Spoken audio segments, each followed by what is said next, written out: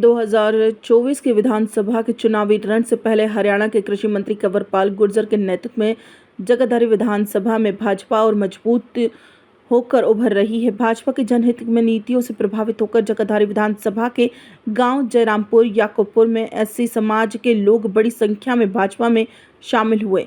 इसी प्रकार शहर के वार्ड क्रमांक 6 से सैकड़ों लोगों ने भाजपा का दामन थाम लिया। कृषि मंत्री कंवरपाल गुर्जर ने कहा कि भाजपा अंत्योदय की भावना से काम कर रही है। यही कारण है कि आज हर कोई भाजपा की रीति नीति में विश्वास जताकर भाजपा परिवार में शामिल हो रहा है।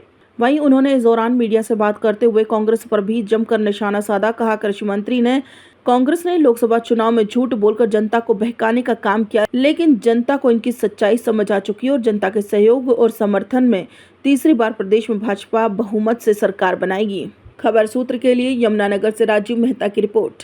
आज पहले तो याकूबपुर में काफ़ी बड़ी मात्रा में जो हमारे हरिजन बंधु हैं उन्होंने पार्टी ज्वाइन की। उसके बाद हमारा जयरामपुर में प्रोग्राम था, वहाँ पे भी काफ़ी बड़ी संख्या में एससी समाज के लोगों ने भारतीय जनता पार्टी ज्वाइन की।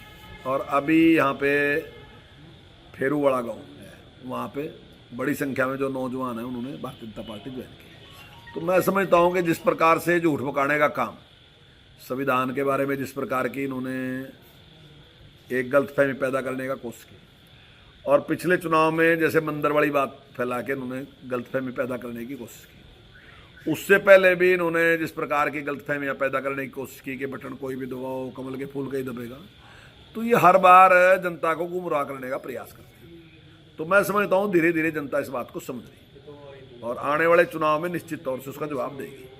ये लोगों को इस प्रकार से कि 1 लाख रुपए उनके अकाउंट में डालने की बात या 8,500 रुपये खटाखट करने की बात, तो समाज में भी समझ रहा है कि झूठ बोलने वाले लोग हैं। इन्होंने कभी भी किसी बात पे खरे उतरे नहीं है और ना ही संभव है खरा उतरना। इन्होंने जो काम होने वाले थे वो भी कभी नहीं किए।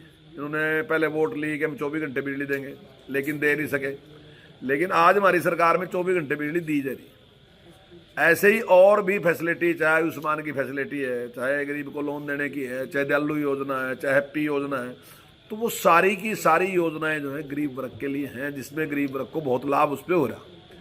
तो ऐसा ऐसा वो नॉलेज बढ़ती जा रही है लोगों की, इसकी जानकारी बढ़ती जा रही है और धीरे धीरे वो समझ रहे हैं कि जो भारतीय जनता पार्टी है वास्तविकता में वही उनके हित की पार्टी है। और जो डॉक्टर भीमराव अम्बेडकर जी का सपना था कि अंतिम व्यक्ति को मेन स्ट्रीम में लेके आना, अगर उसके लिए कोई काम कर रहा है तो भारतीय जनता पार्टी कम कर रही है। तो मैं समझता हूँ यही कारण है कि बड़ी संख्या में जो ऐसी समाज हैं वो उसकी बहुत बड़ी संख्या में लोग भारतीय जनता पार्टी ज्वाइन कर रहे हैं।